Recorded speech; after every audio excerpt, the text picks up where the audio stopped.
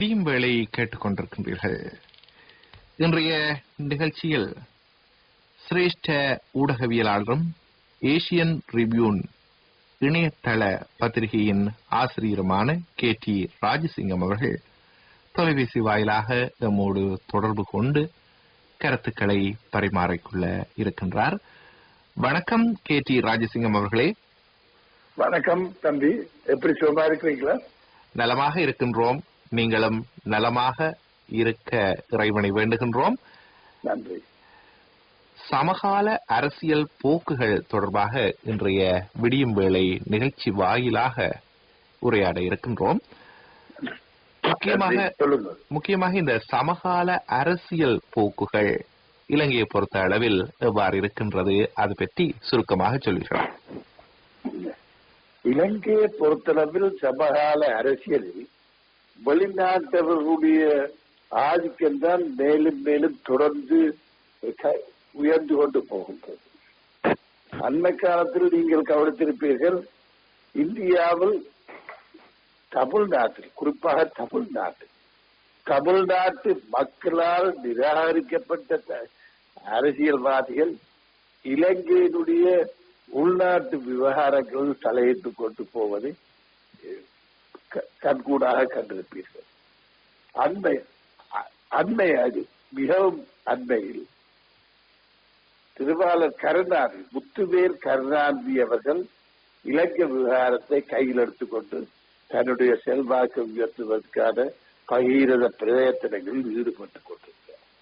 கருணாநிதியையும் அவரது கட்சியையும் சென்ற இந்தியாவின் பாராளுமன்ற தேர்தலிலே அந்த நாட்டு மக்கள் நிராகரித்து அடியோடு நிராகரித்திருக்கிறார்கள். அந்த பாராளுமன்ற தேர்தலிலே அவரால் 39 தொகுதியிலே ஒரு தொகுதியில் கூட வெல்ல முடியாமல் போயிட்டது. அதை விட அவருடைய 2 பிள்ளைகள் அழகிரி, ஸ்டாலின் அவருடைய குத்துப்பட்டு அதை சமாளிப்பதிலேயே அவருடைய காலம் போய்கொண்டிருக்கிறது. இந்த கட்டத்தில் அவர் தன்னுடைய செல்வாக்கை வளர்க்க வேண்டும் என்பதற்காக இலங்கை விவகாரத்தை எடுத்து அதை அவர் எடுத்து இலங்கைக்கு எதிரான, இலங்கை ஜனாதிபதிக்கு எதிரான அறிக்கைகளை வெளியிடுவதில் மிகவும் அக்கறையாக இருக்கின்றார். ஐக்கிய நாடுகள் சபையின் பொதுச்சபை கூட்டம் செப்டம்பரில் அநேகமாக 23, 24 தேதிகளில் ஆரம்பமாகும். இந்த பொதுச்சபை கூட்டத்திலே ராஜபக்ச கலந்து கொள்ளக்கூடாது. இவர் யார் இதை சொல்வதற்கு?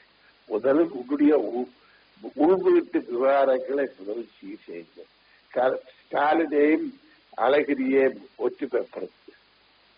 இதை விட்டு உன்னுடைய மனைவி உட்பட கனிமொழி, ராஜா இவர்கள் ஊழல் குற்றத்தில் ஈடுபட்டு வழக்கு நடைபெறுகின்றனர். இதை கவனிக்க வேண்டும். இதை விட்டு இலங்கை விவகாரத்தில் தலையிடுவதற்கு இவருக்கு என்ன அதிகாரம் இருக்கிறது? ராஜபக்சவை போக வேண்டாம் என்று சொல்வதற்கு இவர் யார்? இலங்கை தமிழ் பேசுகின்றோம் என்பதற்காக இவர் இலங்கை தமிழருடைய விவகாரங்கள் எல்லாம் தலையிட முடியாது, தலையிடக்கூடாது. தலையிடுவது அசட்டுத்தனமான ஒரு செய்கை. உதாரணத்துக்கு ஒன்று சொல்கிறேன். இங்கிலாந்திலே ஆங்கிலம் பேசுகின்றோம், அமெரிக்காவிலே ஆங்கிலம் பேசுகின்றார்கள், கனடாவிலே ஆங்கிலம் பேசுகின்றார்கள், ஆஸ்திரேலியாவிலே ஆங்கில மொழிதான் பேசுகிறார்கள், நியூசிலாந்திலே ஆங்கில மொழிதான் பேசுகிறார்கள். நியூசிலாந்து விவகாரத்திலே இங்கிலாந்திலே வாழ்கிற ஒருவர் தலையிட முடியுமா? அதே போல ஆஸ்திரேலியா விவகாரத்திலே கனடாவிலே இருக்கின்ற ஒருவர் தலையிட முடியுமா? அவர்கள் எல்லாரும் ஆங்கில மொழி பேசுகின்றவர்கள். அவர்கள் அந்த நாட்டு விவகாரங்களே தலையிடுவதில்லை. அதே போல நாங்கள் தமிழ் பேசுகின்றோம் என்பதற்காக கருணாநிதி போன்ற அரைவேக்காடுகள் தலையிட முன்வரக்கூடாது. அவர் 4 முறை 5 முறை தமிழ்நாட்டு முதலமைச்சராக இருந்திருக்கலாம். 91 வயது, நொன்கரேரியன் என்று இவர்களை சொல்லுவார்கள். இவர் இலங்கை விவகாரத்தில் தலையிடுவதற்கு இவருக்கு எந்த விதமான அதிகாரம் இல்லை. இதைத்தான் இன்றைய ஊடகங்கள் இதை பற்றி பெருசாக சொல்கின்றது, பீட்டிக் கொள்கின்றது. உதாரணத்துக்கு ஒரு விஷயத்தை சொல்கிறேன். அமெரிக்காவிலே ஒரு விஷயம் நடைபெறுகின்றால் ஒபாமா பற்றி அமெரிக்கா பத்திரிகை வெளிப்படுத்த கட்டட செய்திகளை வெளியிடுவதில்லை. ஆனால் இலங்கையிலே இருக்கிற ஊடகங்கள் இந்தியாவிலே தும்பினால் கூட அதை ஊடகங்கள் வெளியிடுகின்றன. ஏன் செய்திகள் பஞ்சமா எல்லாத்தையும் வேணும் என்றே செய்கிறார்களா என்று தெரியவில்லை. சொல்லுங்க. ஆம் ராஜசிங்கம் அவர்களே, நல்லூர் ஆலய வருடாந்த மகோத்சவம் நிறைவு பெற்றிருக்கின்றது. இன்றைய தினகரன் பத்திரிகையை எடுத்துக்கொண்டால் கூட அது பற்றிய செய்திகளை காணக்கூடியதாக இருக்கின்றது. நல்லூர் கந்தன் ஆலயத்தில் நேற்று புதன்கிழமை பகல் நடைபெற்ற பூசை வழிபாடுகளில் யாழ் மாவட்ட படைகளின் கட்டளை தளபதி மேஜர் ஜெனரல் உதய பெரேரா தலைமையில் 3000க்கும் மேற்பட்ட ராணுவ வீரர்கள் கலந்து கொண்டார்கள். நல்லூர் சங்கிலியன் தோப்பிலிருந்து மேளவாத்தியங்கள் காவடிகள் சகிதம் ராணுவ வீரர்கள் ஊர்வலமாக நல்லூர் ஆலயத்தை சென்றடைந்தனர். அது மாத்திரமல்ல, யாழ் மாவட்டத்தில் நிலை கொண்டுள்ள படைகளின் 32 படைப்பிரிவுகளின் கட்டளை அதிகாரிகள், உதவி கட்டளை அதிகாரிகள் மற்றும் படைகளின் உயர் அதிகாரிகள் கலந்து கொண்டு பூஜை வழிபாடுகளில் ஈடுபட்டதோடு அவர்களது படைப்பிரிவுகளின் கொடிகளை வைத்து ஆசீர்வாதமும் பெற்று வழிபாடுகளில் ஈடுபட்டனர் என்ற வகையில் அந்த செய்தி வெளியாகி இருக்கின்றது. உண்மையில் இந்த மகோத்சவத்தை எடுத்து நோக்கினால் ஏராளமான பௌத்த மக்கள் இந்த மகோத்சவத்தில் கலந்து கொண்டிருக்கின்றார்கள். அந்த வகையில் இந்து பௌத்த ஒற்றுமையை, மத நல்லிணக்கத்தை ஏற்படுத்தக்கூடிய ஒரு வகையில் இந்த உற்சவம் உதவி இருக்கின்றது என்று கூறலாம். நீங்கள் யாழ்ப்பாணத்தில் இருக்கின்றீர்கள், நீங்கள் இதனை எவ்வாறு நோக்குகிறீர்கள்? அண்மையில் பொடுபல சேனானுடைய ஒரு அறிக்கையை நீங்கள் கவனித்திருக்கிறீர்களா? இந்துக்களும் புத்தர்களும் ஒற்றுமையாக இருக்க வேண்டும் என்ற மாதிரி அவர் அதில் வெளியிட்டிருந்தார். சிங்கள பௌத்தர்களுக்கு அவர்களுடைய மத அமைப்பிலே லோட் புத்தா, அதாவது புத்தரை வணங்குவது என்பது ஒரு மத கடமை அல்ல. அவர்கள் என்ன செய்கின்றார்கள் சொன்னால், அவர்களுடைய ஆலயங்கள் எல்லாம் இந்து மத கடவுள்களைத்தான் வெற்றி வணங்குகின்றார்கள். உதாரணத்துக்கு இன்று கதிர்காமத்திலே சகலரும் கதிர்காம கந்தனை வணங்குகின்றார்.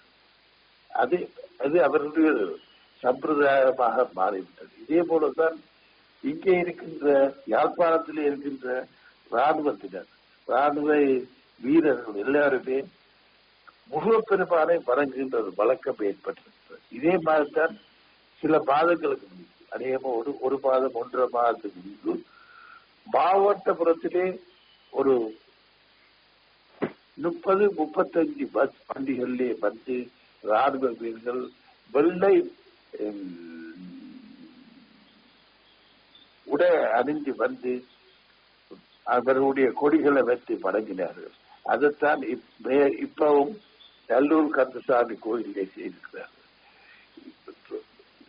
யாழ்ப்பாணத்தில் இருக்கின்ற இராணுவத்தினர் யாழ் பகுதியிலே பல வேலைகளை செய்து வருகிறார்கள். அந்த காலமாக யாழ்ப்பாணத்திலே இருக்கின்ற வீதிகளிலே பூமரங்களை, கன்றுகளை காரிகளிலே வைத்து அந்த வீதிகளை அழகுபடுத்துகின்றார்கள். நான் அடிக்கடி சுண்ணாகத்திலிருந்து வல்ற கோயிலுக்கு வாகனத்திலே போகின்ற வழக்கம். நெல்லியடி சந்தை இதனுடைய சிவர்கள் முழுதும் அலங்கூலமாக எல்லா விதமான போஸ்டர்களும் ஒட்டப்பட்டிருந்தது. ஆனால் அண்மையில் ராணுவ வீரர்கள் அந்த சந்தை சிவரை வடிவாக அந்த போஸ்டர் கிழித்து அந்த சிவருக்கு வண்ணங்கள் தீட்டி பார்க்கின்ற பொழுது ஒரு அழகாக செய்திருக்கிறார்கள். இன்று ராணுவ வீரர்கள் மத வழிபாட்டில் ஈடுபடுவது மாத்திரமில்லாது யாழ் மாவட்டத்தை அழகுபடுத்தும் வேலைகளிலும் ஈடுபட்டு வருகிறார். அவர்களுடைய ஈடுபாடுகள், செயல்பாடுகள் எல்லாம் பார்க்கின்ற பொழுது ஆச்சரியமாகவும் வியப்பாகவும் இருக்கிறது. அடுத்து நாங்கள் யாழ் மாவட்டத்தில் இருந்து ஊவா பகுதி பற்றிய விடயங்களை உங்களிடமிருந்து கேட்க வேண்டும். ஊவா மாகாண சபை தேர்தல் நடைபெற இருக்கின்றது.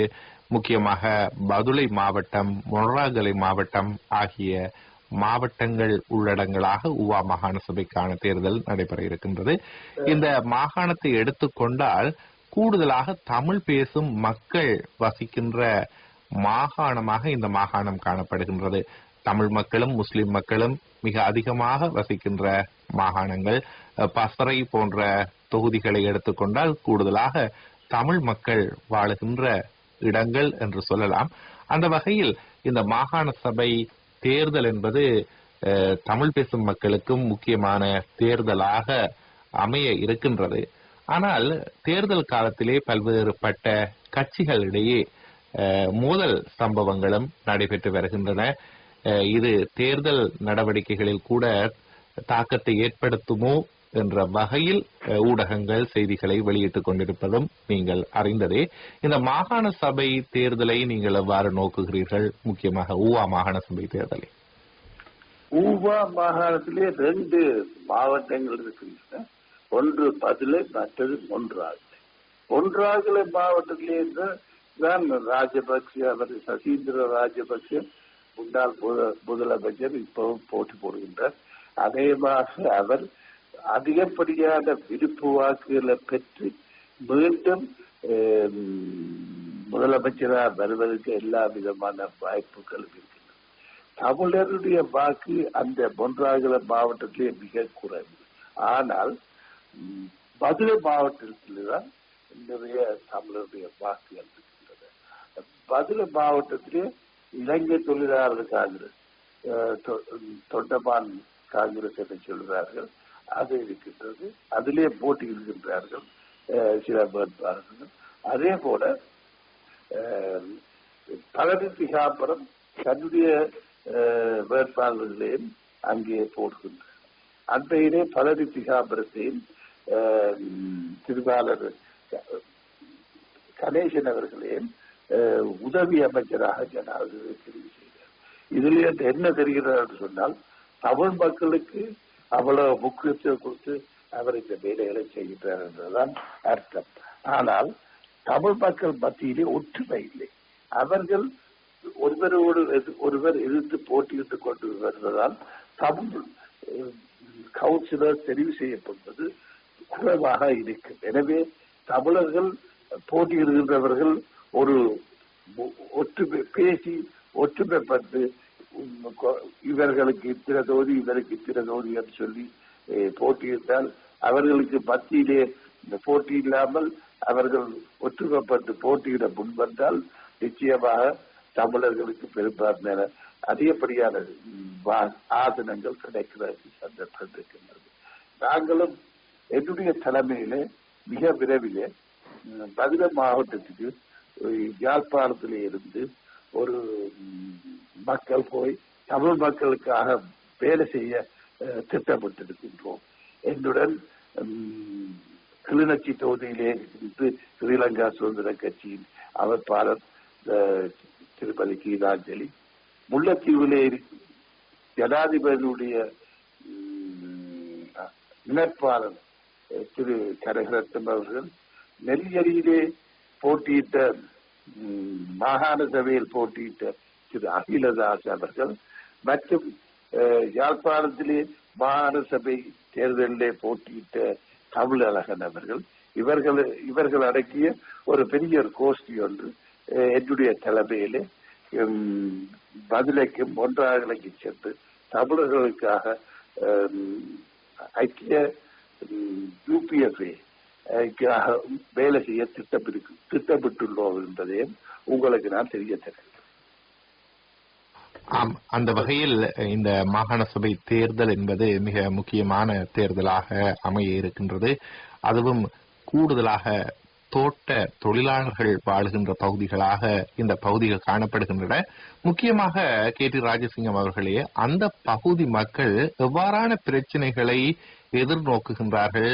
அதிமேதகு ஜனாதிபதி தலைமையில் இந்த பிரச்சனைகளை தீர்த்து வைப்பதற்கான எவ்வாறான வேலை திட்டங்களை முன்னெடுக்க முடியும் என்று நீங்கள் கருதுகிறீர்கள்?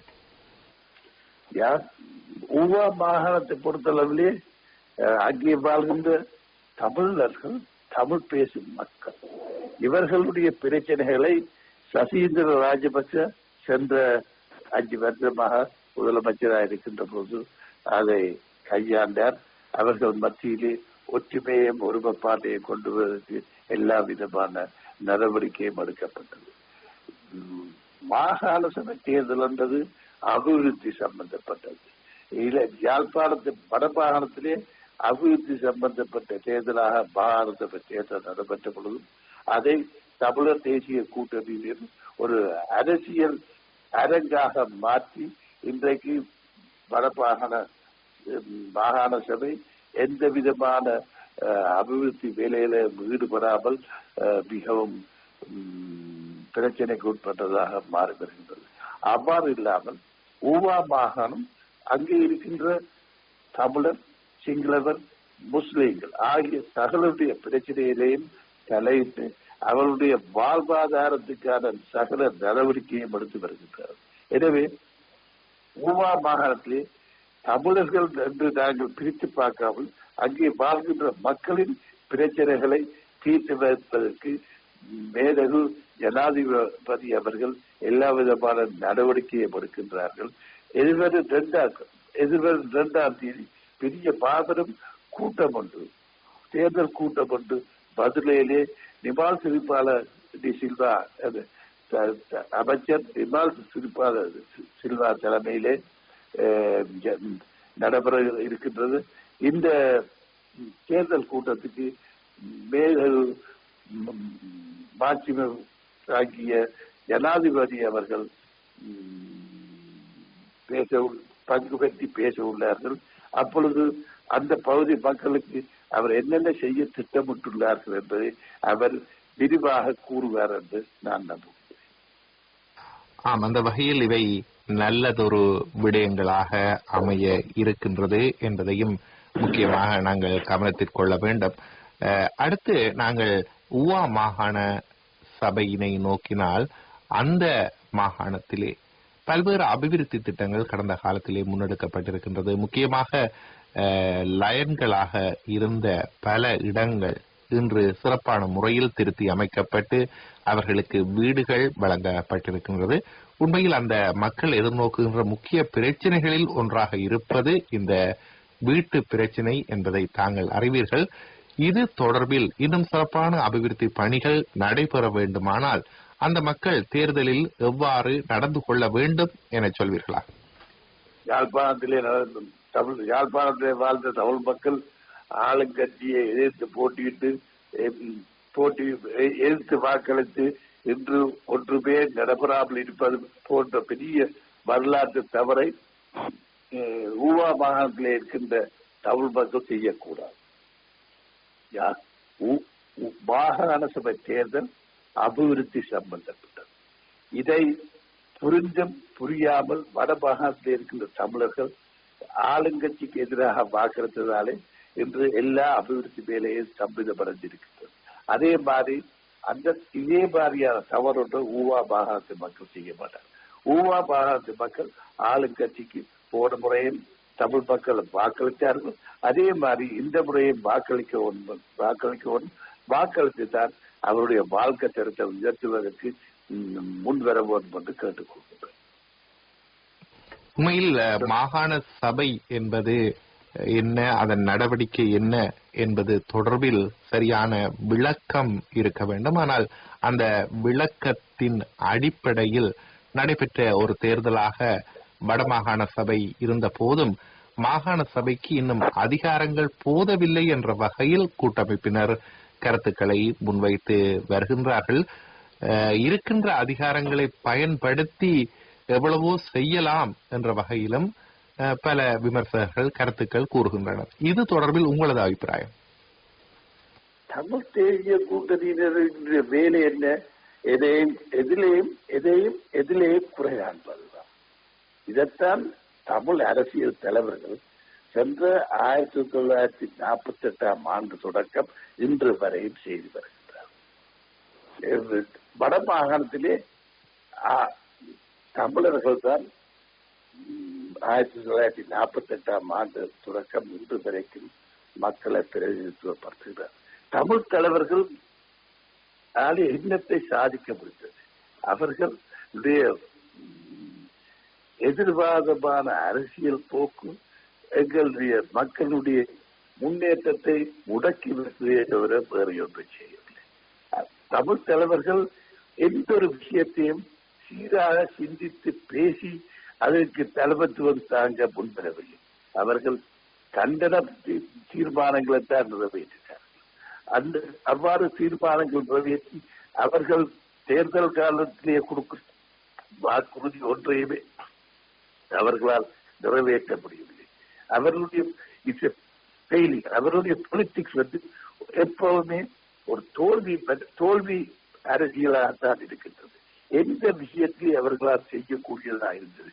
அதே எல்லாவற்றையும் விட்டு 1975ஆம் ஆண்டு மற்றும் 2009ஆம் ஆண்டு வரைக்கும் ஒரு அரசியலை பிரபாகரன் அவர்கள் நடத்தினார்கள்.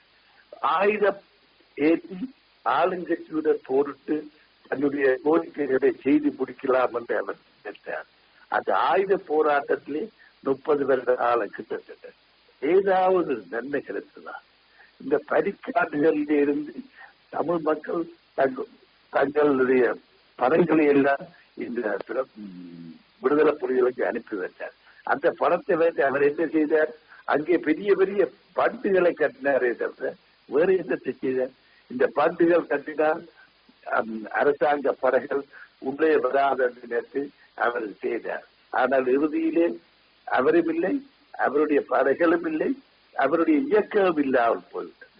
எனவே 48ஆம் ஆண்டு தொடக்கம் இன்று வரைக்கும் அவர்கள் செய்த அரசியல், தமிழர்கள் செய்த அரசியல் தோல்வியிலேதான் முடிந்தது. எனவே அவர்கள் ஏன் சிந்தித்து தங்களுடைய நிலப்பாட்டை மாற்றி அமைக்க முன்வரவில்லை என்றுதான் பெரிய ஒரு கேள்வி. இதே பிரச்சனையைத்தான் இன்றும் தமிழ் தேசிய கூட்டணி திருவாளர் சம்பந்தனையாருடைய தலைமையிலே செய்து வருகின்றது. ஆனால் அந்த காலத்தில் நீங்கள் அவதானித்து பாருங்கள், சம்பந்தனையா அவர்களை ஓரங்கட்ட நடவடிக்கைகள் தமிழ் தேசிய கூட்டணிக்குள்ளே கையோங்கி இருக்கின்றது. அவர் இனிமேல் நான் தேர்தலில் போட்டியிட மாட்டேன், இனிமேல் நான் தமிழர் கட்சிக்கு தலைமை தாங்க மாட்டேன் என்றால் அறிக்கையை விட்டு வருகின்றார். இது நிர்பந்தத்தின் காரணமாக விடுகின்ற அறிக்கையாகத்தான் நாங்கள் எடுத்துக்கொள்ள வேண்டும். எனவே சம்பந்தனையா ஓரங்கட்டிவிட்டு மாவை சேனாத ராஜா போன்றவர்கள் தங்கள் தலைவர்களை தங்கள் கையிலே எடுக்கிறதுக்கு முயற்சி செய்கிறார்கள். இந்த தேசிய கூட்டணிகளே குத்துவட்டு நடப்பட்டுக் கொண்டிருக்கின்றது. இவர்கள் தான் எங்களுக்கு தலைமை வகிக்கின்றார்கள். இந்த நிலை மாற வேண்டும். தமிழ் தலைவர்கள் மத்தியிலே புதிய சிந்தனைகள் உருவாக வேண்டும். ஏன் 60 வருஷங்களுக்கு மேலாக நாங்கள் எதிர்த்து அரசியல் நடத்தி நாங்கள் ஏன் அதிலே ஒரு மாற்றம் கொண்டு வந்து ஆளுங்கட்சியுடன் அல்லாத பெரும்பான்மை மக்களுடன் சேர்ந்து வாழக்கூடாது என்று அவர்கள் சிந்திக்க வேண்டும். இவர்கள் வெளிநாடுகளுக்கு உல்லாச பயணம் செய்து இலங்கையை பற்றி குறை கூறி அரசியல் பிளப்பு நடத்தி கொண்டிருக்கிறார்கள். இந்த பிளப்பை அவர்கள் கைவிட வேண்டும். இலங்கையை பற்றி இலங்கைக்குள்ளே பேச வேண்டும். எப்பவாவது இந்த தலைவர்கள் கண்டியிலே இருக்கின்ற புத்த தலைவர் பீடத்தில் போய் தங்களுடைய அரசியல் பிரச்சனை பற்றி கூறி இருக்கிறார்கள். ஏன் செல்லவில்லை? மகாநாயக்க தேரோக்கள் இலங்கை அரசியலிலே முக்கிய பங்கு வகிக்கின்றார். இந்த தமிழ் தலைவருக்கு இது நன்கு தெரியும். எனவே அசிகிரியா பீடத்திலே இருக்கின்ற மகாநாயக்காவையும் கண்டியிலே இருக்கிற மற்ற மகாநாயக்கர்களே போய் சென்று தங்களுடைய கருத்துக்களை அவர்கள் சொல்ல முன்வந்திருக்க வேண்டும். இதுவரை காலம் ஒரு தமிழ் தலைவராது போய் தங்களுடைய கருத்தை சொன்னார்களாம். இது இவ்வாறு செய்யவில்லை. எப்பவாவது கண்டியில் போய் தமிழ் தலைவர்கள் தங்களுடைய கருத்தை சிங்கள மக்களுக்கு சொன்னார்களா? அப்பாத்தையில் போய் சிங்கள மக்களுக்கு, அது சிங்கள மக்கள் தான் இந்த நாட்டின் பெரும்பான்மை மக்கள், அவர்கள் மத்தியிலே பேசி இருக்கின்றார்களா? இல்லாவிட்டால் புத்தகத்தில் போய் பேசியிருக்கிறார்களா? இல்லை. இவர்கள் தமிழ் மக்களை ஏமாற்றும் விதமாக தமிழுடைய பிரச்சனைகளை தாங்கள் சர்வதேசத்தில் கொண்டு வந்து விட்டோம் என்று சொல்லி சர்வதேச நாடுகளில் பேசுகிறார்கள். இது மிக தவறான அரசியல் அணுகுமுறை. முதலிலே நீங்கள் உங்களுடைய கருத்துக்களை இந்த நாட்டிலே வாழ்கின்ற மக்களுக்கு சொல்லுங்கள். அவர்கள் தலைவர்களுக்கு சொல்லுவதை விட மக்களுக்கு போய் சொல்லுங்க, மக்களோடு தொடர்பு கொள்ளுங்கள். பெரும்பான்மை மக்கள் வாழ்கின்ற இடங்களுக்கு போய் உங்களுடைய தமிழர்களுக்கு பிரச்சனைகளை எடுத்துக் கொடுங்கள். அவர்கள் உங்களுக்கு ஆதரவு அளிக்கின்றார்களா இல்லையா என்பதை முதல் முடிவு செய்து கொள்ளுங்கள். இவ்வாறான ஒரு அரசியல் அணுகுமுறையிலே புதிய அணுகுமுறை இருக்க வேண்டும் என்பதுதான் என்னுடைய கருத்தாகும். வடமாகாண சபையை பொறுத்த அளவில் அவர்கள் அதிகாரம் தங்களுக்கு போதவில்லை என்ற வகையில் கருத்துக்களை தெரிவித்து வருகின்றார்கள். ஆனால் உங்களுக்கு தெரியும், அண்மையில் ஆளுநர் மேஜர் ஜெனரல் சந்திரஸ்ரீ அவர்கள் வாயிலாக அவர்கள் தங்களுக்கான வாகனங்களை கூட பெற்றுக்கொண்டார்கள். மிகவும் சொகுசு ரக வாகனங்கள் முதலமைச்சர் உட்பட ஏனைய அமைச்சர்களுக்கும் வழங்கப்பட்டது. ஆனால் அவர்கள் இந்த நிகழ்வில் கலந்து கொள்ளாமல் தங்களது செயலாளர்களை விட்டு இந்த வாகனங்களை பெற்றுக்கொண்டதும் நீங்கள் அறிந்ததே. இவ்வாறு தங்களுக்கான விடயங்களை அவர்கள் சாதித்துக் கொள்ளும் போது சாதாரண மக்களின் பிரச்சனைகள் தொடர்பில் அக்கறை காட்டாமல் இருப்பதும், அதற்கான காரணமாக மாகாண சபைகளுக்கு அதிகாரம் போதவில்லை என்று சொல்வதும் மக்கள் மத்தியில் மிகுந்த மன வருத்தத்தையும் அதே வேளையில் ஒரு வெறுப்புணர்வையுமே ஏற்படுத்த கூடியதாக இருக்கின்றது. சொகுசு வாகனங்கள் வாங்கப்பட்டது பிழையென்று சொல்லவில்லை. அது ஏனைய மாகாண சபை அமைச்சர்கள் முதலமைச்சர்களுக்கும் வழங்கப்படுகின்ற ஒரு விடயம். ஆனால் இந்த விடயத்தில் காட்டுகின்ற அக்கறையை ஏன் அபிவிருத்தி தொடர்பாக, மக்களது அன்றாட பிரச்சனைகள் தொடர்பாக மாகாண சபை நிர்வாகம் காட்டவில்லை? அல்லது அந்த விடயங்களில் ஏன் ஆளுநருடன் ஒத்துழைத்து இவர்களால் செயற்பட முடியவில்லை என்பதுதான் இங்கு முக்கியமான பிரச்சனையாக இருக்கின்றது. நேரம் 7:35. நேர்கள் விடியும் வேளை நிகழ்ச்சியினை கேட்டுக் கொண்டிருக்கின்றீர்கள். இன்றைய நிகழ்ச்சியில் சிரேஷ்ட ஊடகவியலாளரும் ஏசியன் ரிபியூன் இணையதள பத்திரிகையின் ஆசிரியருமான KT ராஜசிங்கம் அவர்கள் தொலைபேசி வாயிலாக நம்மோடு தொடர்பு கொண்டு சமகால அரசியல் போக்குகள் பற்றி கலந்துரையாடுகின்றார். இந்த வேளையில் மீண்டும் அவரோடு தொடர்பினை ஏற்படுத்தி இருக்கின்றோம். வணக்கம் ஐயா. வணக்கம், சொல்லுங்க. முக்கியமாக நாங்கள் கேட்ட வினா, அதாவது மாகாண சபை தொடர்பான வினா, ஆளுநரோடு அவர்கள் தங்களது விடயங்கள் தொடர்பில் ஒத்துழைத்து நடக்கின்ற அதே வேளை சாதாரண மக்களின் பிரச்சனைகள் தொடர்பில் அதிகாரம் போதாது என்ற வகையில் கருத்துக்களை வெளியிடுவதும், ஆளுநருடன் ஒத்துழைக்க முடியாது என்ற வகையில் கருத்துக்களை வெளியிடுவதும் எந்த அளவிற்கு பொருத்தமானது என்பது பற்றித்தான் நாங்கள் ஆராய இருந்தோம். அது பற்றி உங்களது அபிப்பிராயம்? மாகாண சபை தேர்தலில் போட்டியிடுவதற்கு முன்பு மாகாண சபை சட்டத்திலே இவர்கள் படித்தார்கள் தானே. மாகாண சபை சட்டத்திலே ஒரு தெரிவு செய்யப்பட்ட கவுன்சிலருக்கும் ஆட்சி பொறுப்புள்ளே வருகின்றவர்களுக்கும் என்ன அதிகாரம் இருக்கின்றது என்று மிக தெளிவாக மாகாண சபை சட்டத்திலே இருக்கின்றது. அது தெரிந்த பின்புதான் போட்டியிட்டார்கள். போட்டியிடுகின்ற பொழுது பல விஷயங்களை அவர்கள் கூர்ந்தார்கள். அவர்கள் சொன்னார்கள், கூரையிலே ஏறி வானத்தை பிரிச்சு சந்திரனை கொண்டு சூரியன் நட்சத்திரங்களை கொண்டு உங்களோட பிள்ளைகளை கொடுப்போம் என்றார்கள். 6000 ஏக்கரிலே ராணுவம் இருக்கின்றது, அவர்களை நாங்கள் வெளியேற்றுவோம் என்றார்கள். இந்த காணிகளை எல்லாம் திருப்பி பெற்று தருவோம் என்றார்கள். இதெல்லாம் ஒரு கேலரி பிளே பண்ற வாசகங்களா இருந்ததே தவிர ஒரு பொறுப்புள்ள அரசியல் கட்சியின் தலைவர்கள் பேசுற பேச்சாக இருக்கவில்லை. திருவாளர் விக்னேசன் அவர்கள் இன்று முதலமைச்சராக இருக்கின்றார்.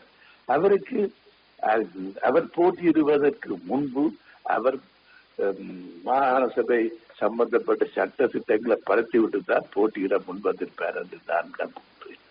ஆனால் அவர் இன்று தேர்தல் காலத்திலே கொடுத்த வாக்குறுதிகள் அவர்கள் எல்லாம் தன்னால் நிறைவேற்ற முடியுமா அந்த சீர்தூக்கி பார்த்துதான் அந்த வாக்குறுதிகளை கொடுத்திருக்கோம்.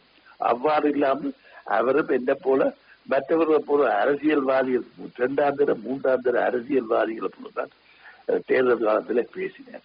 இன்று அவர் சட்டங்கள் தங்களுக்கு அதிகாரம் இல்லை என்று சொல்கிறார். முதலிலே மாகாண சபை எப்படி நடத்துவது என்பதை விக்னேஸ்வரன் ஐயா அவர்கள் தெரிந்து கொள்ள வேண்டும்.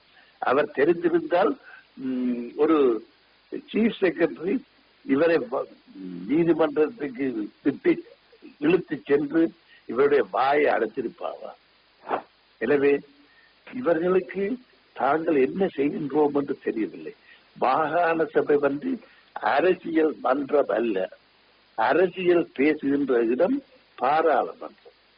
மாகாண சபையிலே அபிவிருத்தி, வடபகுதி மக்களுடைய அபிவிருத்தி சம்பந்தமான வேலைகளை செய்வது. எனவே மாகாண சபை சட்டம் சகலதுமே ஆளுநருடைய அதிகாரத்துக்கு உட்பட்டது. எனவே ஆளுநருடன் இணைந்துதான் இந்த மாகாண சபையுடைய அபிவிருத்தியை செய்ய முடியும் என்பது நன்றாக தெரிய வேண்டும். எனவே ஆளுங்கட்சியினர் இன்று இலங்கையின் ஆளுகின்ற கட்சியோடு இணைந்தால்தான் இந்த அபிவிருத்தி வேலைகளில் ஈடுபட முடியும்.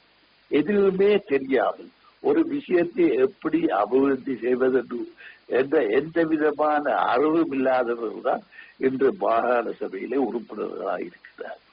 இவர்களை வைத்துக்கொண்டு வடபகுதி மக்கள் தங்களுக்கு அபிவிருத்தி கிடைக்கும் விரைவில் விரியும் என்று எதிர்பார்ப்பது முட்டாள்தனமான செய்கை. எனவே இந்த வடமாகாண சபையிலே இருக்கின்ற தமிழ் தேசிய கூட்டணியினுடைய கருத்து ஒரு கேலி கூத்தான கருத்து. அவர்களுக்கு தெரியும் தங்களுக்கு எந்த விதமான அதிகாரம் இல்லை. எனவே தான் வந்தார்கள், போட்டியிட்டார்கள். போட்டியிட்டு விட்டு இப்பொழுது தங்களுக்கு அதிகாரம் இல்லை என்று சொல்வது தவறு. அதிகாரத்தை பெற வேண்டுமாயிருந்தால் ஆளும் கட்சியுடன் சேர்த்து இணைந்து அதற்கான நடவடிக்கைகள் எடுப்பதுதான் ஆக்கப்பூர்வமான செய்கை. not to play to the gallery. அதாவது மக்கள் மத்தியிலே செல்வாக்க பெறவும் தங்களுடைய இயலாமையை வேறு விதமாக வெளிக்காட்ட முன்வருவது முட்டாள்தனமான செய்கை என்றுதான் நான் சொல்கின்றேன். ஆனால் இன்னும் ஒரு விடயத்தையும் இங்கே நோக்க வேண்டி இருக்கின்றது. தமக்கு தேவையானவற்றை அவர்கள் பெற்றுக் கொள்கின்றார்கள். இந்த வாகனங்களை பெற்றுக் கொண்டதை கூட இவ்வாறு கூறலாம். ஆனால் மக்களின் தேவைகளை அவர்கள் பூர்த்தி செய்கின்றார்கள் இல்லை என்பதுதான் இங்கு முக்கியமான பிரச்சனையாக இருக்கிறது. இது மனித இயல்பு தம்பி. அதாவது எனக்கு தனக்குத்தான் சுழல் படக்கு அடிக்கப்பட்டு ஒரு பழமொழி இந்த ஊரிலே நிலவுகிறது. அதாவது எனக்கு தேவையான விஷயங்கள் எல்லாம் நான் மற்றவருக்கு தெரியாமலே செய்து விட்டேன். இது சகஜமான விஷயம். நான் சொகுசு வாகனத்திலே போகத்தானே வேணும். அது அரசாங்கத்தை கேட்டா கொடுக்கிறார்கள். அதே வேண்டுவதற்கு அதில் என்ன ஒளிவு மறைவு எனக்கு தெரியவில்லை. எல்லா வாகனத்திலேயும் இருக்கிற அமைச்சர்களுக்கும் வாகனங்கள் கொடுக்கிறார்கள். உங்களுக்கும் அது உரிமை. அந்த உரிமையை நீங்கள் கேட்டு பெற்றுக்கொள்ள, நீங்களே கேட்டுவிட்டு ஒளிந்து நின்று உங்களுடைய செயலாளர்களை அனுப்பி போடுவது ஒரு ஏற்றுக்கொள்ளக்கூடிய ஒரு விடயம் அல்ல. இதுதான் உண்மை. எனவே உங்களுடைய உறுப்பினர்கள் என்ற உரிமைகளை நீங்கள் பெற வேண்டும் என்று விரும்புகிறீர்கள். ஆனால் மக்களுடைய உரிமைகளை பெறுவதற்கான வழிவகைகளை நீங்கள் செய்யவில்லை. இதுதான் நீங்கள் புரிகின்ற தவறு. முதலில் மாகாண சபை என்றால் என்ன என்பதை திருவாளர் விக்னேஸ்வர தொடக்கம் அங்கே இருக்கின்ற சகல 30 தமிழ் தேசிய கூட்டணி உறுப்பினர்களுக்கு தெரிந்து கொள்ள வேண்டும். இது அவர்களுக்கு முக்கியமான விஷயம். இது தமிழ் மாகாண சபை கூட்டங்களிலே அரசியல் பேசுவதை விட பொருளாதாரத்தை பற்றி பேசுங்கள், அபிவிருத்தியை பற்றி பேசுங்கள், எப்படி அபிவிருத்தி செய்யலாம் என்பதை பற்றி பேசுங்கள். இதைத்தான் நீங்க செய்யணும். செய்ய வேண்டியதை பற்றி பேசாமல் செய்யக்கூடாத பற்றி எல்லாம் பேசிக் கொண்டிருக்கிறீர்கள். இதுதான் தவறு. ஒரு காலத்திலே ஆளுநரை மாற்ற வேண்டும் என்று சொல்லி குரல் எழுப்பினார்கள். ஆளுநரை மாற்றுவது முக்கியமல்ல. அந்த மாகாண சபையை திறம்பட நடத்துவதுதான் முக்கியம். செய்ய வேண்டியது எதுவோ அதை செய்ய தவறிவிட்டு செய்யக்கூடாது எதுவோ அதை செய்ய. ஆளுநரை மாற்றுகின்றதும் ஆளுநரை தொடர்ந்து வைத்திருப்பதும் அது ஜனாதிபதியுடைய தற்றுண்மை, அதாவது டிஸ்கிரிஷன். இதை கூட புரிந்து கொள்ளாமல் நடந்து கொள்கிறார்கள் தான் எனக்கு மிக கவலையும் வேதனையுமாக இருக்கின்றது. எனவே 13வது திருத்த சட்டத்திலே இருக்கின்ற சகல விடயங்களும் அரசாங்கம் செய்துவிட்டது. 2 விடயத்தை தவிர, ஒன்று காதி, மற்றது போலீஸ். போலீஸ் அது இந்த 2ம் வடமாகாண சபைக்கு மாத்திரமல்ல, இருக்கின்ற ஏனைய 8 மாகாண சபைக்கும் இந்த அதிகாரங்கள் கொடுக்கப்படவில்லை. கொடுக்கப்படுவதற்கான காலம் கனிந்து வரவில்லை என்பதுதான் ஜனாதிபதியுடைய கருத்து. எனவே அந்த காலத்தை கனிவதற்கு நீங்கள் வளர வேண்டும். You must grow.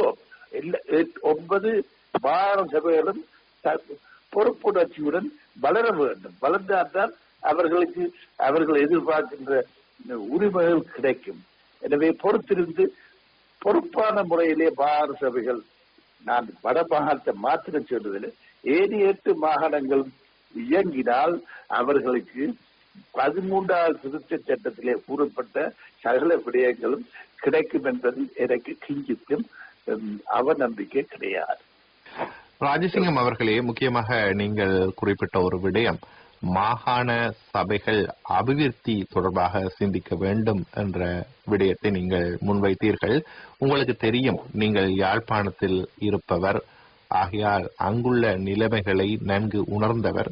தற்போது யாழ்ப்பாணத்திலே நீண்ட காலமாக வறட்சி நிலவியது. தற்போது சிறிய மழை அங்கே பெய்திருக்கின்றது. அது சற்று குளிர்ச்சியை யாழ்ப்பாண மக்களுக்கு ஏற்படுத்தி இருப்பதாகவும் அங்கிருந்து கிடைக்கக்கூடிய செய்திகள் மூலம் அறிய முடிகிறது. ஆனால் இந்த வறட்சி தொடர்பாக பல்வேறுபட்ட அபிப்பிராயங்கள் தெரிவிக்கப்பட்டன. உலக அளவில் காலநிலையில் ஏற்படுகின்ற மாற்றம் யாழ் குடாநாட்டையும் பாதித்திருப்பதாக அறிவியலாளர்கள், விஞ்ஞானிகள் தெரிவித்திருக்கின்றார்கள். இதற்கு மாற்றீடாக குடிநீர் வழங்குவதற்கான திட்டம், இரணைமடு குளத்திலிருந்து குடிநீர் வழங்குவதற்கான திட்டமும் அரசாங்கத்தால் முன்வைக்கப்பட்டிருந்தது. ஆனால் அந்த திட்டம் வடமாகாண சபையின் எதிர்ப்பினால் தற்போது அது ஒரு பாரிய பிரச்சனைக்குரிய விடயமாக மாற்றப்பட்டிருக்கின்றது. ஆனால் இவ்வாறு இந்த விடயம் தொடர்பாக மாற்று கருத்தை முன்வைத்திருக்கின்ற வடமாகாண சபை உறுப்பினர்கள், இது தொடர்பில் அவர்கள் குடிநீர் வழங்குவது தொடர்பில் மாற்று திட்டங்களை முன்வைக்க வேண்டும் என்ற வகையில் கருத்துக்கள் வெளியாகி இருந்த போதும் இந்த குடிநீர் விடயம் தொடர்பாக மாற்று கருத்துக்கள் அல்லது திட்டங்கள் முன்வைக்கப்படவில்லை என்பது மிகுந்த ஏமாற்றம் தருவதாக இருக்கின்றது. இன்னும் ஒரு விடயத்தையும் குறிப்பிட வேண்டும். யாழ்ப்பாணத்தில் உள்ள கிணறுகள் தற்போது அங்கே மிகுந்த பாதிப்புக்கு உள்ளாகி இருக்கின்றது. அளவற்ற கிருமிநாசினி பாவனை, உரப்பாவனை, இவற்றினால் கோண்டாவில், திருநெல்வேலி, உரும்புராய் போன்ற இடங்களில் உள்ள நல்ல நீர் தற்போது மிகவும் கூடிய நைட்ரேட் கலந்த நீராக மாறி இருக்கின்றது. நகரப்புறங்களை எடுத்துக்கொண்டால், யாழ் நகரை எடுத்துக்கொண்டால், அங்கு இந்த மல கழிவுகள் காரணமாக நீர் மாசடைந்திருப்பதாக சொல்லப்படுகின்றது. இதனால் தான் புற்றுநோய் போன்ற நோய்கள் யாழ் மாவட்டத்தில் அதிகரித்திருப்பதாக கூட சொல்கிறார்கள். ஆனால் இதற்கான மாற்று திட்டம் ஒன்றை மாகாண சபை தெரிவு செய்யப்பட்ட பின்னும் இன்னமும் முன்வைக்கப்படாமல் இருப்பதும், யாழ்ப்பாண மக்கள் கூடுதலாக இந்த குடிநீர் தட்டுப்பாட்டை எதிர்நோக்குவதும் கூட இன்று பாரிய ஒரு பிரச்சனையாக இருக்கின்றது. இது தொடர்பில் உங்களது அபிப்பிராயம் என்ன? நீண்ட ஒரு லெக்சர் ஒன்று அடித்து விட்டீர்கள். கேள்வி கேட்கிறேன் என்ற முறையிலே பல நீண்ட ஒரு பிரிவு உரை நிகழ்த்தி இருக்கிறது தான் நான் கருதுகின்றேன். எனவே நீங்கள் கேட்ட நீண்ட ஒரு கேள்விக்கு நான் ஒரு சின்ன விடை ஒன்று தர விரும்புகிறேன். 2010ஆம் ஆண்டிலே தினேஷ் குணவர்தன அவர்கள் நீர் சம்பந்தப்பட்ட இந்த நீர் அமைச்சுக்கு பொறுப்பேற்ற பொழுது முதலில் என்னுடன் அவர் தொடர்பு கொண்டார், நான் அவருடன் தொடர்பு கொண்டேன். எவ்வாறு வடமாகாணத்திலே நீர் விநியோகங்கள் செய்யலாம் என்பதை அவருடன் நான் பல நீண்ட நேரம் கலந்துரையாடினேன். அதிலே எமது கலந்துரையாடலே வெளிவந்த ஒன்றுதான் இரண்டமடு குளத்திலே இருந்து தண்ணீர் வடமாகாணத்துக்கு பைப் மூலமாக கொண்டு பெரிய டேங்க் கொண்டு கட்டி அந்த டேங்கிலே அந்த நீர் சுத்திகரிக்கப்பட்டு பைப் மூலமாக வடமாகாணத்துக்கு வழங்குவது என்ற இந்த திட்டம். இந்த திட்டத்தின் அடிப்படையில தான் அந்த இரண்டமடு குளத்திலிருந்து தண்ணீர் கொண்டு வருவது என்ற திட்டம் உருவாகிது. ஆனால் நீங்கள் யாருமே போய் பார்த்திருக்க மாட்டீர்கள். இரண்டமடு குளத்திலே இப்பொழுது தண்ணீர் இல்லை. நாங்கள் எதிர்பார்த்த அளவு தண்ணீர் இல்லை. எனவே சொன்னால் மழைக்காலத்திலே மழை பெய்ய வேண்டிய காலத்திலே பெய்யாததால் இரண்டமடு குளத்துக்கு தண்ணீர் வரத்தில்லை. எனவே நீண்ட தூரம் தண்ணீர் இல்லாமல் வறண்டு போயிருப்பது நான் 2-3 முறை போய் பார்த்த பொழுது கண்டுகொள்ளக்கூடியதாக இருந்தது. எனவே இரண்டமடு குளத்துக்கு எவ்வாறு தண்ணீர் கொண்டு வருவது? மழை பெய்யவில்லை, ஆனால் தண்ணீர் வேணும். இது கிளிநொச்சி வன்னி மாவட்டத்திலே பெரும்பான்மையான வயல்கள் இரண்டமடு குளத்து நீரைத்தான் நம்பி விவசாயம் வயல்களிலே விவசாயம் செய்யப்படுகின்றது. எனவே இதற்கான வழி என்ன? அண்மையிலே என்று சொன்னால் ஒரு 3 மாதத்துக்கு கொழும்புலே நான் ஒரு எனக்கு தெரிந்த ஒரு விவாகத்துக்கு சென்றிருந்தேன். அந்த விவாகம் திருவாளர் அமைச்சர் டிமால் சிறிபாலடி சில்வானுடைய உறவினருடைய விவாகமாகும். எனவே அந்த விவாக நிகழ்ச்சிக்கு பங்கு பெற்றுவதற்காக அமைச்சர் சிறிபாலடி சில்வா அவர்கள் வந்திருந்தார்கள். அவர்கள் என்னுடைய நீண்ட காலத்து நண்பர் எனக்கு அருகிலே இருந்து நாங்கள் அந்த விவாகம் முடியும் வரைக்கும் அவர் செல்லும் வரைக்கும் பேசிக்கொண்டே இருந்தோம். நாங்கள் பேசியதெல்லாம் அரசியலை பற்றியது. ஆனால் அவர் நீர்ப்பாசனத்துக்கு அமைச்சராக இருந்தபடியால் நான் இரண்டமடு குளத்தை பற்றியும் பேசினேன். அவரிடம் கூறினேன், ஐயா, இந்த மகாவலி கங்கைக்கு தண்ணீர் இப்பொழுது பெரும்பகுதியான தண்ணீர் கடலுக்குத்தானே போகின்றது. இந்த தண்ணீரை நீங்கள் திருப்பி இரண்டமடுவுக்கு விடக்கூடாது என்று கேட்டேன். ஏன் விடக்கூடாது? செய்யலாம். ஆனா இதுவரையில உங்களோட தலைவர்கள் யாருமே இதை பற்றி என்னிடம் கதைக்கவில்லை என்றார். ஐயா, அவர்கள் கதைக்கவில்லை, நான் கதைக்கவில்லை என்றார். அவர் சொன்னார், Cathy, you come one of these days we sit down and talk about it leisurely. ஒரு கேட்டி நீங்கள் பாருங்கள், நாங்கள் இருந்து இதை பற்றி விரிவாக பேசுவோம் என்று சொன்னார்கள். எனவே அவருடன் நான் கதைக்கலாம் என்று எதிர்பார்த்தால் அவர் எங்களுடைய கெட்ட அளவோ நல்ல அளவோ தெரியவில்லை. அவருக்கு ஊவா மாகாண சபை தேர்தல் வந்துவிட்டது. பதிலே தெரியப்பட்டவர்.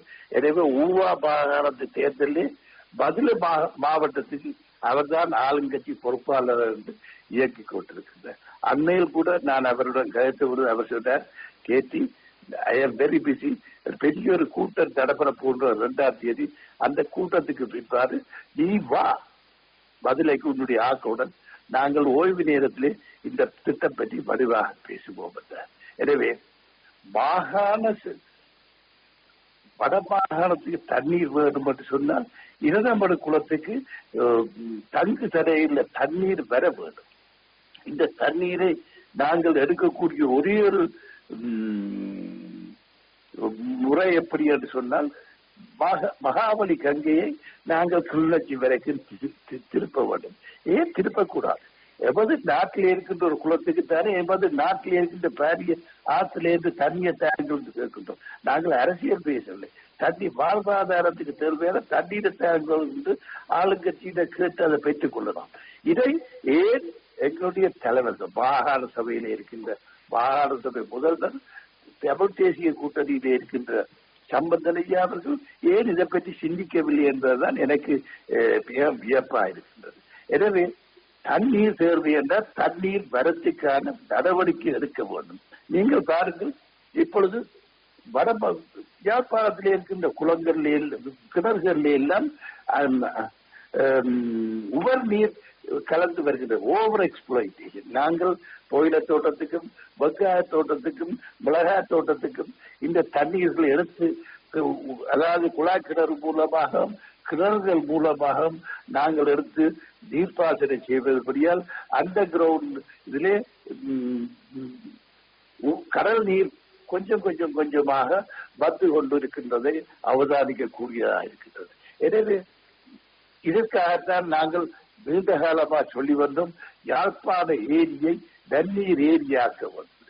யாழ்ப்பாண ஏரியை நன்னீர் ஏரியாக மாற்றினோம் என்று சொன்னால் நாங்கள் அந்த நல்ல நீர் நிலத்தை கீழே போவதற்கு சந்தர்ப்பம் இருக்கும். அவ்வாறு வருகின்ற பொழுது எங்களுடைய கிணறுகளிலே உவர் நீர் வராமல் இருக்கும் என்று நம்புகிறது. அது மாத்திரமில்லாமல் எங்களுக்கு மொட்டம்பிளஸ் வெள்ளாக இருக்குது, மாயக்கையிலே ஒரு கிணறு இருக்கின்றது, புத்தூரிலே ஒரு கிணறு இருக்கின்றது. இந்த கிணறுகளிலே எல்லாம் நமக்கு இருக்கின்றது. இந்த கிணறுகளிலே இருந்தெல்லாம் தண்ணீர், மாயக்க தண்ணீர் நெல்லி அடிக்கு போகின்றது. மாயக்கை மொட்டம்பிளஸ் வெள்ளிலே இருந்தல்ல பக்கத்திலே குழாய் கிணறுகள் அடித்து அந்த குழாய் கிணறுகள் மூலமாக தண்ணீரை நாங்கள் கரவட்டியிலே இருக்கின்ற மக்களுக்கு அனுப்புகின்றோம். அதே போல தோப்பிலே இருக்கிற தண்ணீரை குழாய்கள் மூலமாக யாழ்ப்பாண பகுதிக்கு அனுப்பி வைக்கின்றோம். ஆனால் நவக்கிரியிலே இருக்கின்ற தண்ணீரை முன்பு வாய்க்கால் கட்டி நீர்வேலியிலே இருக்கின்ற வாழை மரங்களுக்கு எல்லாம், வாழை தோட்டங்களுக்கு எல்லாம் அனுப்பினார்கள். தற்சமயம் அந்த கிணத்திலே இருந்து நீர் விநியோகங்கள் செய்யப்படுவதில்லை. அது ஒரு பெஸ்ட் டூரிஸ்ட் அட்ராக்ஷனா. அந்த கிணத்தை பார்ப்பதற்கு சிங்கள பயணிகள் நிறைய பேர் தினசரி 4-5 பஸ்ஸிலே வந்து அந்த கிணத்தை வியப்புடன் பார்க்கிறார்கள். ஆனால் அந்த கிணத்து நீரை பயன்படுத்துவதற்கு எந்த விதமான நடவடிக்கையும் எடுக்கவில்லை. அது மாத்திரமில்லாமல் சுண்ணாகத்திலே முன்பு பெரிய 3 சுண்ணா ரயில்வே நிலையத்திலே பெரிய 3 கிணறுகள் பற்றி அந்த காலத்திலே ரயில் மூலமாக 70 பல வரைக்கும் கொண்டு போய் தண்ணீர் விநியோகம் செய்தார்கள். இப்பொழுது அந்த கிணறுகள் பாலடைந்து போயிருக்கின்றது. அந்த கிணத்தினுடைய தண்ணீர் எந்த விதத்திலும் பாவிக்கப்படுவதில்லை. எனவே எங்களுடைய இருக்கின்ற வளங்களை முதல் பயன்படுத்த முன்வர வேண்டும். இதுகளை எங்களுடைய யாழ்ப்பாணத்தில் இருக்கின்ற மாகாண சபை உறுப்பினர்களுக்கு தெரிய வேண்டும். மாகாண சபை உறுப்பினர் பார்த்துட்டு மாகாண சபையினுடைய முதலமைச்சருக்கு இந்த விஷயங்கள் தெரிய வேண்டும். தண்ணீர் விநியோகம் செய்வதற்கு பல வழிகள் இருக்கின்றது. அந்த வழிகளை நாங்கள் பயன்படுத்த முன்வர வேண்டும். எல்லாவற்றிற்கு மேலாக எமது கிணறுகளிலே உவர்நீர் வராமல் தடுப்பதற்கான நடவடிக்கைகளை முன்வைக்க வேண்டும். எனவே அரசியல் மாகாண சபை உறுப்பினர்கள் அரசியலை பொழுதுபோக்காக பேசுங்கள், ஆனால் சீரியஸாக மாகாண சபையுடைய அபிவிருத்தியிலே ஈடுபடுங்கள் என்றுதான் நான் உங்களை கேட்டுக்கொள்கிறேன். நிறைவாக தங்களிடம் முக்கியமான விடயம் ஒன்றை கேட்க வேண்டும். சமகால அரசியல் போக்குகள் பற்றி பேசிக் கொண்டிருக்கின்றோம். இந்த சமகால அரசியல் போக்குகள் தமிழ் மக்கள் குறித்து, தமிழ் மக்களின் அபிவிருத்தி தொடர்பாக, அவர்களது முன்னேற்றம் தொடர்பாக இன்னும் சிறப்பான முறையில் அவை பின்பற்றப்பட வேண்டுமானால் இந்த அரசியல் போக்குகள் தொடர்பாக தமிழ் மக்கள் எவ்வாறு நடந்து கொள்ள வேண்டும் என்பது பற்றி சொல்லுங்க. தமிழ் மக்கள், அதாவது தமிழ் மக்கள் சில அரசியல் தலைவர்களுடைய பிரசாரத்துக்கு பலியாக கூடாது. சின்ன ஒரு உதாரணம் என்னவென்று சொன்னால், இந்த தமிழ் மக்கள் இன்றைக்கு ஆளுங்கட்சியில் இருக்கிறவர்களுடைய வீடுகளுக்கும் கந்தூரங்களுக்கும் சென்று தங்களுடைய காரியங்களை பெறுவதற்கான நடவடிக்கைகளில் ஈடுபடுகிறார். அமைச்சர் டக்ளஸ் சிவானந்த அவருடைய காரியாலயத்திற்கு பார்த்தால் தினசரி 300 பேர் போய் தங்களுக்கு தன்னுடைய பிள்ளையுடைய டிரான்ஸ்பர், தன்னுடைய பிள்ளைக்கு உத்தியோகம் என்றெல்லாம் பல விஷயங்கள் சம்பந்தமாக பேசி தங்களுடைய காரியங்களை பெறுவதற்கான நடவடிக்கைகளில் ஈடுபடுகின்றார்கள். அதே போலதான் அங்கே என்னுடைய கந்தூருக்கு பார்த்தால் அங்கேயும் நூற்றுக்கணக்கானவர்கள் இருக்கிறார்கள். ஆளுங்கட்சியிலே இருக்கின்றவருடைய போய் தினசரி தங்களுடைய காரியங்களை பெறுவதற்காக நடவடிக்கைகள் ஈடுபடுகின்றார். ஆனால் தேர்தல் என்று வந்துவிட்டால் அது என்ன பாருங்க, எப்படி என்றால் நாங்கள் தமிழர், நீங்கள் தமிழர் இல்லாமலே போய் முதல்ல போய் அந்த ஆளுங்கட்சி உறுப்பினர்களிடம் போய் உதவி செய்தீங்க. இது தமிழ் மக்கள் இதே ஒரு விபச்சாரம் போல நடந்து கொள்கிறார். இந்த தமிழ் மக்களுடைய விபச்சார போக்கு சிந்தனை மாற வேண்டும். உங்களுக்கு ஒன்று சொல்கின்றேன். 1977 77 திருபாவ பண்டாரநாயக்கவுடைய ஆட்சி காலத்திலே நான் குமார் சூரியன் வினோதன் போன்றவர்கள் போய் இளங்கரத்னாவுடன் பேசி எங்களுடைய விவசாயிகள் செய்கின்ற வெங்காயம் மிளகாய் அறுவடை காலத்திலே இந்தியாவிலிருந்து வெங்காயம் மிளகாய் நீங்கள் இறக்குமதி செய்கிறீர்கள். இவ்வாறு இறக்குமதி செய்வதனாலே எங்களுடைய விவசாயிகள் பாதிக்கப்படுகின்றார்கள், நாட்டுக்கு பாரிய இழப்பு ஏற்படுகின்றது. எனவே எங்களுடைய விவசாயிகள் காலத்திலே இந்த வெங்காயத்தையும் செத்தல் மிளகாயையும் நீங்கள் இறக்குமதி செய்யாமல் இருக்க வேண்டும் என்று நாங்கள் திருவாள டிவி இளங்கரன் அவரிடம், அப்பொழுது அவர் தான் இந்தியாவில் ஃபோரன் ட்ரேடுக்கு அமைச்சராக இருந்தார், அவரிடம் கேட்டுக்கொண்டோம். அவ்வாறு கேட்டுக்கொண்டதுக்கு அமைய அவர் உடனடியாக எங்களுக்கு முன்பே ஒரு ஆர்டர் போட்டார். இந்த இந்தியாவிலிருந்து யாருமே வெங்காயமும் மிளகாயும் இறக்குமதி செய்யக்கூடாது. அவர் ஆர்டர் போட்ட உடனே யாழ்ப்பாணத்து சின்ன வெங்காயம் வேதாளக்காய் ஒரு ராத்தல், அப்பொழுது கிலோ வரவில்லை, ஒரு ராத்தல் 100 ரூபாய்க்கு விலை போயிடுது. படிப்படியாக அந்த விலை ஒரு ஸ்திரத்தன்மை அடைந்தது. எங்களுடைய விவசாயிகளுடைய வெங்காயம் நல்ல விலைக்கு விற்கப்பட்டது, செத்தல் மிளகாய் நல்ல விலைக்கு விற்கப்பட்டது. எங்களுடைய யாழ்ப்பாணத்தில் இருக்கின்ற விவசாயிகளுடைய பிள்ளைகளுக்கு அந்த தலைவர்கள் தகப்பன்மார்கள் தங்களுடைய பிள்ளைகளுக்கு இன்ஜினியரையும் டாக்டர்களையும் கல்யாணம் கட்டி வைத்தார்கள். அவர்களால் தான் அந்த நேரத்தை செய்ய முடிந்தது. ஏனென்றால் அந்த விவசாயத்தின் மூலமாக வெங்காயமும் செத்தல் மிளகாய் இறக்குமதி தடை செய்ததால் அவர்கள் கையிலே நிறைய பணம் சேர்ந்தது. அவ்வாறு சேர்ந்த பணத்தை தங்களுடைய பிள்ளைகளை படிக்க வைத்தார்கள். பொம்பளை பிள்ளைகளுக்கு அந்த நேரம் 40,000 ரூபாய் சீதனம் கொடுத்து ஒரு மோட்டார் வாகனம் வேண்டி கொடுத்து ஒரு இன்ஜினியரை அல்லாத ஒரு டாக்டரை மணமகனாக தேர்வு செய்து கல்யாணம் செய்து வைத்தார்.